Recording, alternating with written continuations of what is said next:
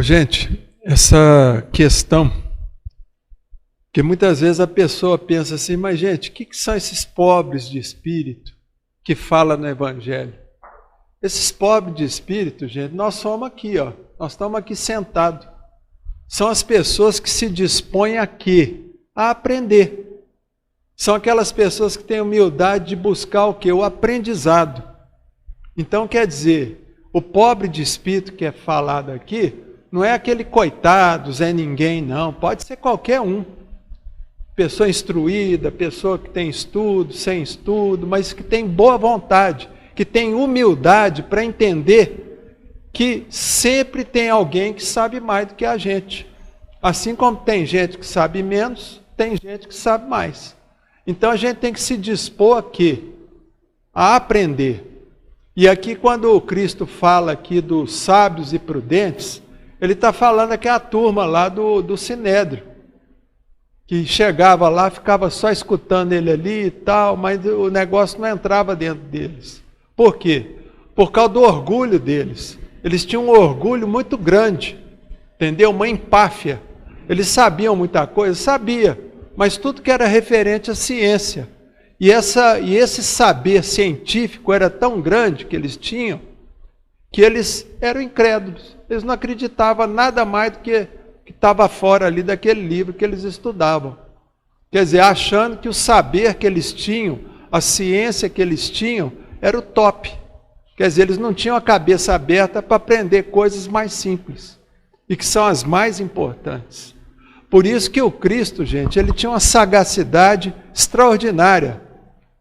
Por que o Cristo será que foi procurar só gente analfabeta ali, ó, aqueles pescadores? Porque se ele fosse procurar gente estudada, na época, aqueles doutores da lei, ele ia perder o tempo dele. E o tempo do Cristo ele sabia que era curto. Ele não podia perder tempo com gente besta.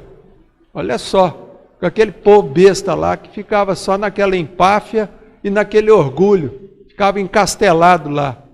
Então o Cristo já foi direto aonde? Aonde tinha aquelas pessoas mais simples, tá? Mas tinham a cabeça aberta e tinha um coração já pronto para receber aquela mensagem, tá? E a gente vê muitas vezes pessoas hoje em dia que estão na posição de juiz, de médico, seja lá do que for, que tem um saber científico muito grande, mas é incrédulo, não acredita. Não acredita nem em Deus. Fala, não, que é isso? Deus é o que eu vejo. E se eu estou vendo aqui é só coisa física, carne, é Deus. Quer dizer, não tem Deus. A pessoa morreu, acabou. Então vocês vejam, por exemplo, muitas vezes a gente vê, nasce na família, uma pessoa com deficiência mental. Vocês podem ter certeza que esse deficiente mental que nasce, gente, eram pessoas de grande saber, de grande inteligência em vidas passadas. E a misericórdia de Deus, muitas vezes, ela vê por bem oferecer uma reencarnação para esse tipo de gente.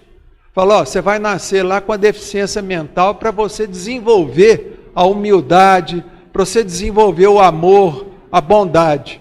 Aí o sujeito aceita, não, vou encarar isso. E vocês vejam, por exemplo, que muitas vezes crianças com deficiência mental, eles têm uma deficiência mental para um lado, uma deficiência cognitiva, mas têm uma inteligência muito grande. Vocês vejam a criança que é autista, é uma inteligência muito acima da média. A gente vê, por exemplo, doente mental, por exemplo, esquizofrênico. O esquizofrênico, por exemplo, uma das características que ele tem é a inteligência dele, que é acima da média. Mas não consegue o quê? Coordenar as coisas. Se não for com o quê? Com a utilização de medicação psicotrópica, que tem que tomar para a vida inteira. Eu já vi muito esquizofrênico, eu já tive um professor que era esquizofrênico. E ele era funcional por quê? Porque ele tomava a medicação adequada. Mas isso aí mostra o quê? Ele estava desenvolvendo ali humildade. Porque a pessoa, ela tem que se sujeitar a quê? Ela tem que se sujeitar à medicação, a vida inteira. Depende da medicação. Se ele não tomar o medicamento, ele surta. Então vocês vejam o que é a misericórdia divina. Entendeu? Quando a gente vê esse tipo de caso, muitas vezes na família da gente. Então, quer dizer, a gente está vendo ali que o importante, gente, para que a pessoa possa evoluir com muito mais rapidez, é o cultivo de quê? Da humildade. A pessoa trabalhar a humildade nela, procurar ser humilde, exercitar a humildade. E lembrar de uma coisa que o Sócrates sempre falava. O Sócrates era um filósofo, um sujeito de grande saber, que ele dizia o seguinte, que ele só sabia que nada sabia.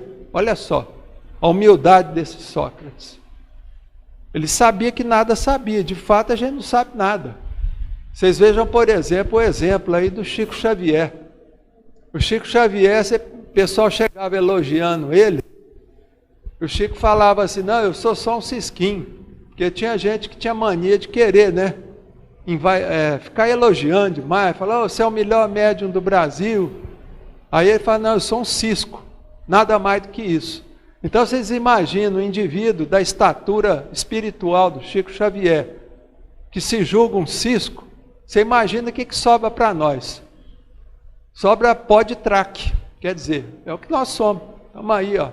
O vento toca para um lado, a gente vai para o outro. Então o que acontece?